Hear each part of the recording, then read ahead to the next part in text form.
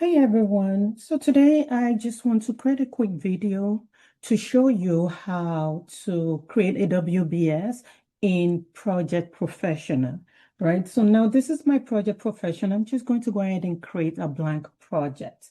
All right, click on that. Now on the left-hand side, this is the assignment 3. And in assignment 3, you were required to create a WBS.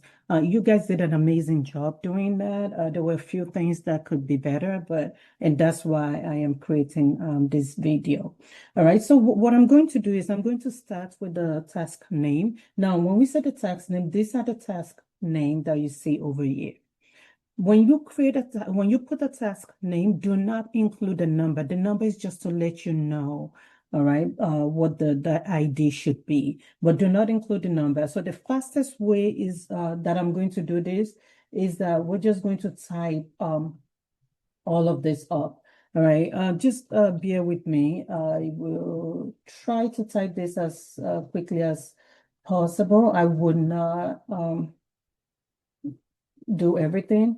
All right, project charter, we have kick off, and then we have planning. There's one step that I did not cover, and that is the scheduling, because ideally when you start working on project, it is always best to have your scope statement. It's always best to have your auto schedule on. Okay, and I'm going to have WBS. So all I'm doing is I'm just typing, I don't know why that is. All I'm doing is I'm just typing everything that is here. I'm going to stop at 3. I won't type everything. Or maybe I will, but we'll see. It will take forever because as you can see, I don't type that fast. So we'll do the task resources, task durations, task dependencies. Now, let's say you make a mistake. You can simply go back and edit any of this, just like you would do in Microsoft Excel. Okay. And then another thing is that this is a project management class, which means that at least getting familiar with this software is a requirement. Now, you won't know everything, but at least you will know enough about this software. Prioritization. Okay, now I am on executing. So this is just the easiest way to do this. Just put everything in, and then you can start your indentation, which I believe you're going to do this later on intranet. You're going to do this later. Intranet. All right, I'm just going to skip to 4. I left all the subtasks for 3. I'm going to skip to 4, which is monitoring and controlling. Okay. And then we're just going to skip to 5, which is closing. Okay, so now what I'm going to do is I'm going to try to get these indentations. So right here, you can see that we have initiating, which is the main task. And underneath that, we have 3 subtasks. So to make it faster, all you need to do, let's actually expand this. And it's really small. There's I couldn't make it larger for you to see. But I'm going to click up here, and then I'm just going to select the first 3 tasks underneath initiating. And then somewhere over here on this tab called task, click on that. If you're not on that, click on task. And then you would see this indentation button. Go ahead and click on the right one. All right. And that creates the indentation. Okay. And then we have planning. And underneath planning, we have 1, 2, 3. We have 6 subtasks. So, and then actually we have 2.5, which also has another task within it. So let's focus on the first 5. So I am going to come here, team, and then up until, so I selected 5 of that, and then I'm going to go ahead and indent. Okay, now within the schedule and cost baseline, we have 1, 2, 3, 4, 5. We have another 5 tasks. So I'm going to select that, and this one will require you to tab 2 times. Okay, so click on the tab twice. 1, 2. Okay.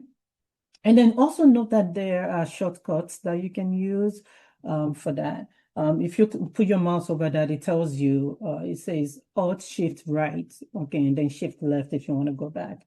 So, but that's that. And then for risk, I'm not even gonna try. We click on that, all right. And then we move on to executing. And under executing, because I didn't type everything, I only have 2 of them typed. So I'm just going to select, actually I have 3. So I'll select this 3 and then I am going to tab that.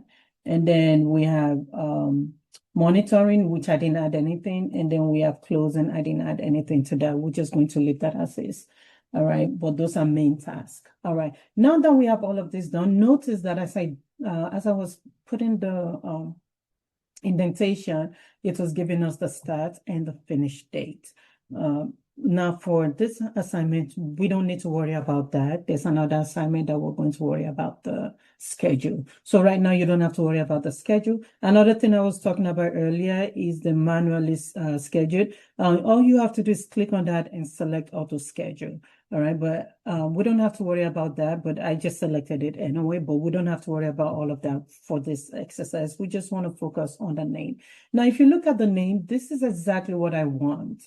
All right, if I collapse this, it will tell you that I have exactly 5 main tasks. Now, this 2, they're not bolded because they don't have a subtask included. I didn't type them in, but they're in there. So we can go back and expand this. The one I want you to pay another close attention to is on line 10. You would see the schedule and cost. It has its own subtask. And if I minimize that, you can see, or collapse that, sorry. You can see that it's all collapsed, but they are all in alignment. So I'm going to go back and expand that. But this is exactly what it should look like. Okay. All right. Okay, perfect. So now that we have that, there's another thing that a lot of you miss, and that is the WBS ID. This is required, especially when you are working on your project and you need to reference a WID, then it's required that you put a WBS ID in here. So what I would do, you can do it 2 ways. You can actually create a new column if you want to, or you could just convert this existing column that says task mode.